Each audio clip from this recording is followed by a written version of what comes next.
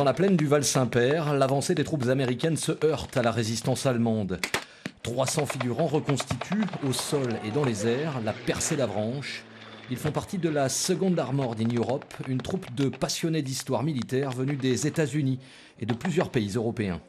On est tous des passionnés, on n'est pas une association, on est juste une bande de copains. On est venu se greffer un peu à la Second Armored in Europe là, pour faire cette reconstitution.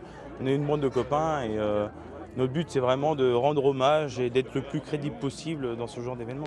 Le bruit des tirs, la poussière, les cris, la reconstitution se veut le plus réaliste possible, au plus près de la véracité historique pour rendre hommage avec mesure aux victimes de la guerre. On l'entend, on le hume aussi, la poudre. On voit un petit peu des choses qu'on voit dans des livres ou dans des musées. Et là, on s'en rend bien compte que c'est aussi la difficulté tactique. Donc c'est pour moi aussi un outil de médiation culturelle et de pouvoir saisir un petit peu ces instants qui ont été durs. Ça, on ne peut pas le cacher. Les Allemands se rendent, la percée d'Avranches ouvre la voie vers la Bretagne et ses ports.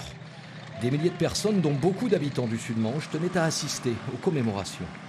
Nos ancêtres, ce qu'ils ont vécu, c'est énorme. C'est énorme. Et je pense que oui, la peur de l'avion, la peur des chars, la peur de la guerre, ça fait peur en fin de compte à tout le monde. Donc c'est vrai que c'est bien de voir ça, même si c'est pas en réel, entre guillemets, parce que c'est pas la vraie guerre, mais ça fout les jetons, ça fait peur. Fêtés comme des libérateurs, les figurants se mêlent au public. Jusqu'au 7 août, ils participeront à d'autres commémorations du 80e anniversaire de la Libération dans le sud de la Manche.